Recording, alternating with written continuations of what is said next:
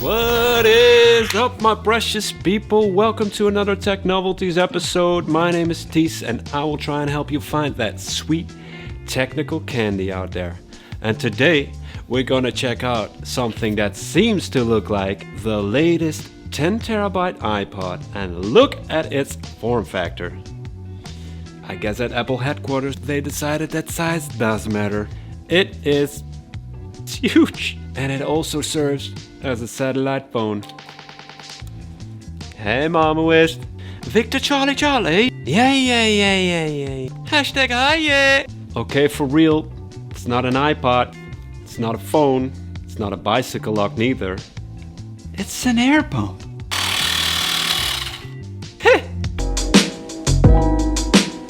Okay man, so there are a lot of beautiful tires around the world and they all need to be pumped. And that is exactly where this device comes in. This is the Mi Portable Electric Air Compressor of Xiaomi, and it retails for about 40 bucks. This first video will be about what you're gonna get and how to use it. And in the second video, I'll be showing you the test results and the pros and the cons. Are you ready? Let's go. Okay, so let's check out the merch. It comes in a nice little black baggie for you to store it in, to walk around with it, flaunt it, show it to all your friends. And for some reason, I'm always struggling to open this and to get it out properly. So here's the air pump itself, which we're going to get into later. And in this bag there's a small compartment in which you can keep the USB to micro USB cable of about a foot long, which you also keep in there is a Presta valve adapter, which you can use on Presta valves and Dunlop valves. And it's also known as the French air nozzle, or as the French probably say, the French air nozzle. S'il vous plaît, je voudrais un French air nozzle. It's cool. Don't lose this one. And if you've really got the balls, like I do, there's the needle adapter for inflating them balls. Needle valve adapter, or the air needle. There's a bunch of different synonymous. Okay, so what are we missing here? Who has been paying attention? Exactly, we just got Apple-fied. Like with the iPhone 12, we didn't get a charger, only a little cable. It isn't even compatible with older chargers because of environmental reasons. Yeah. Nothing to do with anything else. Anyway, since I just want to have a fixed charger for this device and to store it in the bag with it, I had to order one myself. I had to get one and I had to look up specifics, which I found annoying, by the way, to have to do. Spent my precious time on things like this. Anyway, this is a 5-volt 2 ampere charger. Just buy it. Do it. Okay guys, so let's take a look at the pump itself. It is well built, man. It is sturdy. Look, I'm so strong, I don't know my own strength, so when I do this, nothing happens. That's good.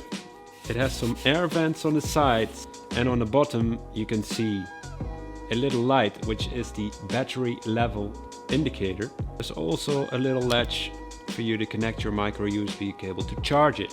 Now on the top there is a little flashlight for you to be able to use it in places where the sun don't shine. And obviously there's the tube. The black port is basically fixed and the red port is disconnectable. You turn it on by disconnecting it. Can you see that? Now on the front you can see the display, and there are 5 buttons here. And on the left hand side you have a button with which you can toggle the flashlight on and off. See? Beep.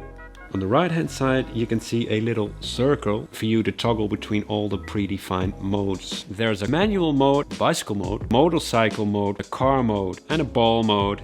And obviously the minus button and the plus buttons are for adjusting the required amount of pressure. Now the button in the middle basically is to start and stop inflation.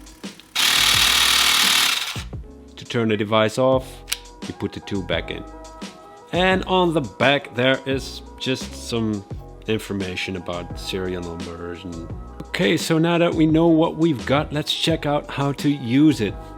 Well, first of all, whenever you decide to use it, it's good to check out the required amount of pressure your tire needs, and that is to be found on the outside of every tire out there. It is either indicated as a range you need to keep within or a maximum amount of pressure. So after that, you're gonna look at the type of valve you're dealing with. The pump itself comes with a fixed nozzle for Schrader valves, and Schrader valves you can find on car tires, motorcycle tires and some mountain bike tires. If you are dealing with a Presta valve or even a Dunlop valve, you need to screw on the adapter. So you basically take out the tube and just screw it on there, nice and tight, so you can connect this to the Presta valve. Make sure that you unscrew the Presta valve entirely before screwing this on, because if you don't, it does not work properly. Then you take the air pump and look at the different modes, and then you can basically set it to the required amount of pressure and start inflating. And there's nothing more to it really, but you know, if you have any questions or if I forgot to explain something really important, which I usually do, then make sure you drop that in the comments below and I will try and get back to you as soon as possible. And if you're interested in the test results, and you know, I don't want to be all cliffhangery like woo, but I did find out something really peculiar. And if you're interested in that and in the pros and the cons, then I'll suggest you hit the link and watch that video as well. For now, thanks for watching and I hope to see you at the next one.